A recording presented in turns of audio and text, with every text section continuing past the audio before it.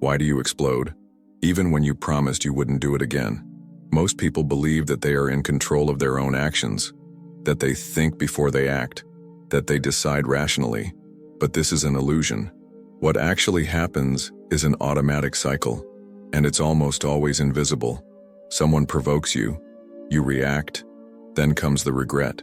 You promise that next time will be different, but when the same situation returns, the response is the same. Why? If this type of content makes sense to you, subscribe to the channel now and activate the bell so you don't miss the next insights. Carl Jung was blunt. Until you make the unconscious conscious, it will direct your life, and you will call it fate.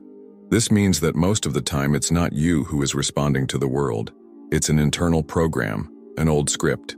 It's as if there's a recording playing in the back of your mind, ready to take the wheel when certain words, expressions, or situations appear. You react the same way, because the pattern has been rehearsed hundreds of times. Your body knows how to respond. Your ego just follows along. These patterns don't come out of nowhere. They are formed by trauma, defenses, beliefs, and old experiences. And the brain saves energy by activating these automatic routes whenever possible. It's fast, automatic, predictable, and that's exactly why it's so hard to escape. The mistake is in thinking that thinking about it later will change anything. Regret doesn't break the cycle. It just closes the loop with a dose of guilt. Once the bomb goes off, analysis comes too late. So what's really behind this repetitive behavior? Who or what is reacting in your place? Have you ever felt that something inside you pulled you into a reaction that didn't even make sense? This internal force has a name. Jung called it a complex. It's not a feeling. It's not just a memory. It's a living, emotionally charged structure that acts like a separate personality inside you. Imagine a red button in your unconscious. Someone presses it, and you explode. That's what a complex does. It hijacks your consciousness and makes decisions for you. And the worst part? It believes it's protecting you. A simple example: someone criticizes you. You don't hear the criticism. You hear your father belittling you. You don't respond to the person. You respond to the trauma. The complex is an autonomous system with its own energy. It activates, responds, and only then does consciousness regain control. The feeling that remains? I don't even know why I did that. Jung said that when a complex is constellated, it possesses us. In other words, it becomes you for a few minutes or hours. That's why so many people live in internal conflict. Part of them wants to change, but another part, older, more conditioned, wants to protect itself, and it reacts, always in the same way. These complexes are formed in childhood but are updated in adulthood. A look, a tone of voice, a silence, and the complex awakens. You become the wounded teenager, the rejected child, the frustrated leader. Without realizing it, your adult life becomes a stage for old unconscious roles. You are not fighting against the world. You are fighting against yourself, against an inner character that activates itself in the worst moments. Want to get out of this game? You will need to learn to recognize these complexes. And more than that, know when they are in control. Now let's go even deeper and face the most dangerous force of all, the shadow, that which you don't want to see, but which always appears in your most intense reactions. You think you're reacting to others, but in reality, you're facing what you hide within yourself. The shadow, according to Jung, is everything you reject in yourself, everything you have repressed, denied, considered unacceptable. But what is repressed does not disappear. It just changes form. The shadow does not live on the bad side of your personality. It lives on the denied side. And the more you try to appear civilized, strong, spiritual, or rational, the more energy the shadow accumulates in the dark. The problem? It always finds a way to manifest itself. And it does so through reactions. It's in sudden anger, in disguised contempt, in passive aggression, in behaviors that you justify afterwards, but deep down you know are not you, or are too much you. Jung stated that finding your shadow is an act of courage, because it requires seeing with clarity what shames you most, what you condemn in others, but hide in yourself. When you overreact to someone, ask yourself, what exactly irritated me? Why does this affect me so much? Most of the time, it's your shadow seeing a reflection in the other person. It's the denied part that bothers you, because it is being exposed, even if indirectly. Ignoring your shadow is like trying to drive with your eyes blindfolded. You keep going, but you keep hitting others. And worse, you always think it's someone else's fault. Your shadow wants to be seen, and until that happens, it will continue to sabotage your reactions. Because what you don't integrate controls you. But integrating is not accepting everything. It is recognizing with maturity what exists and learning to deal with it consciously. Now let's explore an even deeper pattern, the archetype of the repeat victim, the one who unconsciously recreates the same pain, just to prove that it is still alive. Have you ever found yourself saying, "Why does this always happen to me?" Perhaps the right question is, why do I keep putting myself in this situation? There is a part of the unconscious that does not want to leave suffering. It wants to confirm it, feed it, repeat it. Jung identified this mechanism as an archetype, a universal pattern of the psyche. It is the archetype of the repeat victim, the one who, even unconsciously, recreates the pain they say they want to avoid. It's not masochism. It's a symbolic search for meaning, validation, or revenge. The pain repeats itself because it still needs to be understood, or worse, because it still gives identity. When someone suffers too early in life, something crystallizes within the psyche. I am the person who suffers. And this script becomes familiar, comfortable, even if destructive. The person begins to seek, without knowing it, the same dynamics, same types of partners, same conflicts, same frustrations. And each repetition reinforces the role. See? They always do this to me. It's as if the unconscious is saying, if I relive this again, maybe I'll finally understand, or fix it. But you don't understand. You don't fix it. You just suffer more. This pattern is treacherous, because it convinces you that you are not to blame, just unlucky. But in reality, you are the one pulling the invisible strings to make the script repeat itself. It's not about blaming the victim. It's about understanding that in the theater of the psyche, there are forces that need to be seen in order to stop acting. As long as you don't question the role you're playing, it will continue to be cast on every stage of your life. How many times have you said, "I really regret it," but then did it all over again? Regret seems noble, profound, but often it is just emotional relief, a moral anesthesia that masks repetition. Jung knew that regret, in isolation, is an illusion of transformation. It makes you feel like you've learned, without having learned. It makes you seem conscious, without being awake. That's why it's so dangerous. It gives you the feeling of movement but keeps you standing still. It's like a car that starts its engine but never leaves the spot. True regret would require a review of the pattern, a confrontation of the complex, an integration of the shadow. But that hurts. That takes time. So the ego chooses the shortcut. Apologize. Look bad. Promise to change. Done. Cycle complete. Until the next relapse. That's when the unconscious acts like a cruel screenwriter. It creates the same scene, with different actors, and puts you back on stage. You react the same way, and regret it the same way, because the pain of regret is less than the pain of looking inside. It's easier to suffer the consequences than to face the source. Regret also reinforces identity. I am someone who makes mistakes, but recognizes them. It seems humble, but it's just another trap of the ego. Meanwhile, the pattern continues to operate. Repeat, react, regret. 3 acts. 1 script. No evolution. The way out is not in feeling bad. It's in truly observing yourself. Regret only has value when it makes room for awareness. And awareness is not emotion. It is lucid and courageous perception. The idea of free will is one of the greatest modern myths, especially when it comes to emotional behavior. You don't choose how you react. You just execute the oldest script, the most familiar, the safest. Jung was clear. As long as the unconscious dominates the psyche, there is no freedom. There is only reaction, repetition, defense. It's as if life were a stage, but the director were behind the scenes, and you don't even know who he is.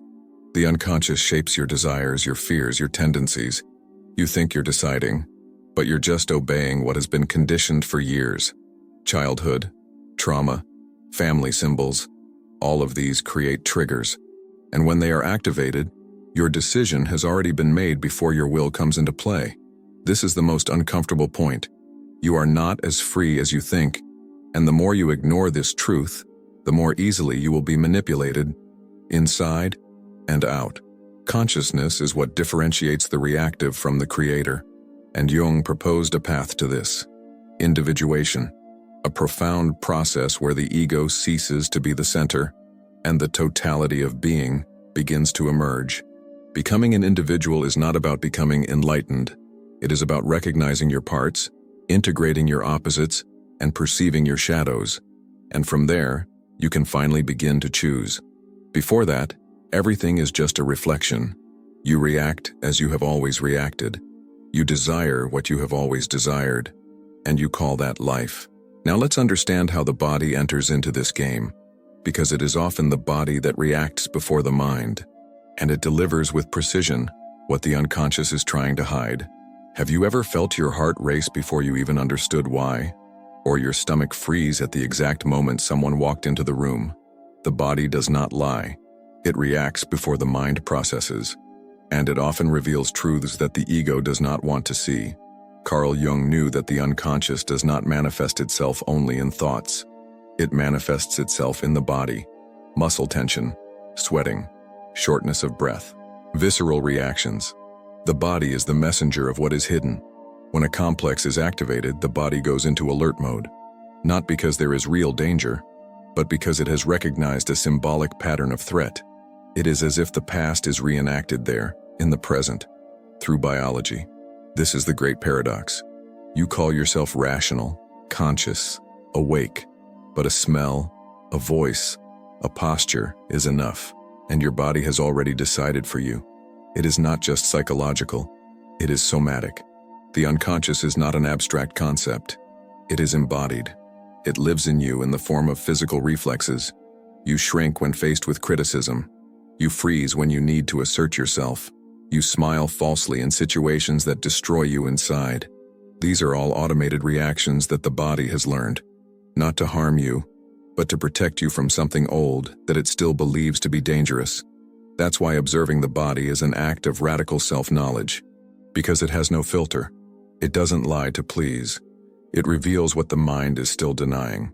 Want to change your reactions? Start by listening to your body.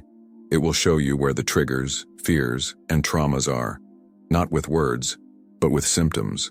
And all of this is amplified in relationships, because it is in contact with others that our most hidden truths come to the surface. And that is where unconscious reactions take center stage.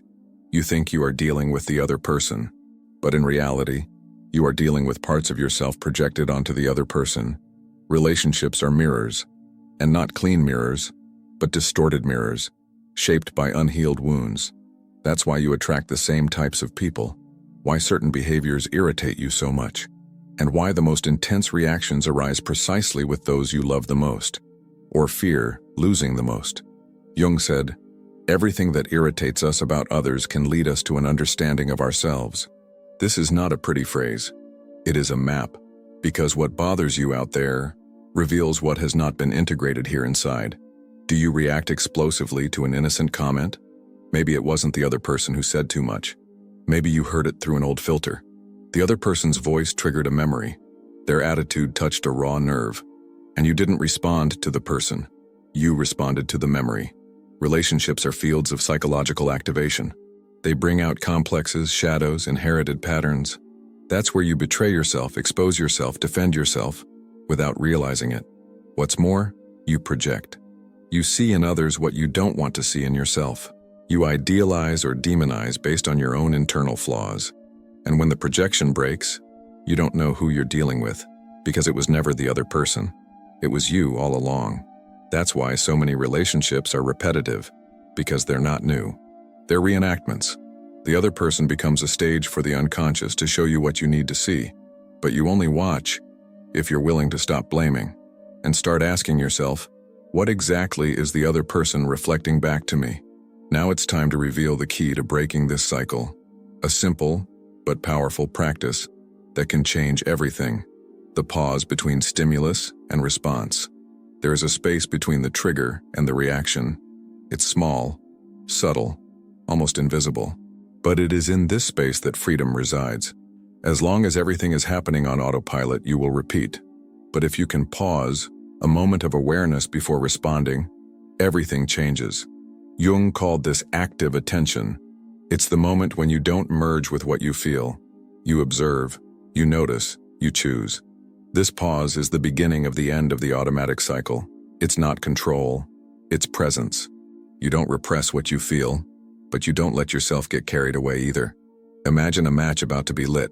If you blink, the fire starts. But if you see the spark clearly, you can stop the process. That spark is the emotional trigger. The pause is what prevents the fire from spreading. At first, it's difficult. The pause feels artificial, uncomfortable. The body wants to react. The mind wants to justify.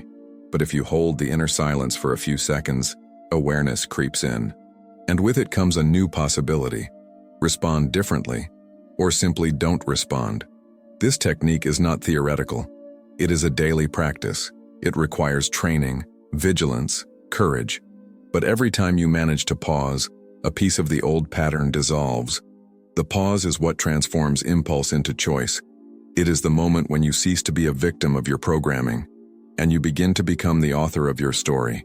It is not about changing the external world. It is about changing the way you position yourself internally. You are not free when you can do whatever you want. You are free when you stop reacting the way you have always reacted. This is the core of everything Jung taught us. As long as the unconscious is in charge, there is no freedom. There is only repetition, disguised as choice.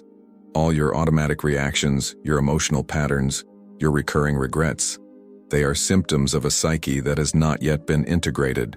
You act like your father. You run away like your mother.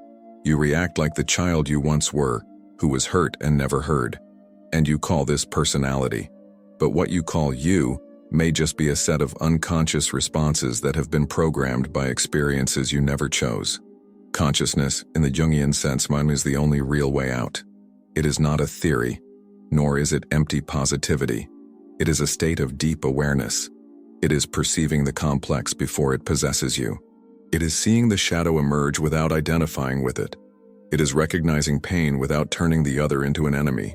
This awareness requires confrontation. It requires silence. It requires pause. But above all, it requires responsibility. Because once you see it, you can no longer pretend you didn't. You are no longer a hostage to your childhood. You stop repeating toxic relationships. You realize when regret is just anesthesia, and you understand that your body has always been trying to warn you. In the end, it's not about changing the world. It's about changing the place from which you respond to the world. Freedom is not in what you do. It is in the clarity of why you do it. And that clarity only comes from integrating the unconscious. If this content made sense to you, like the video, share it with those who live on autopilot, and comment below, what reaction of yours have you realized you need to change?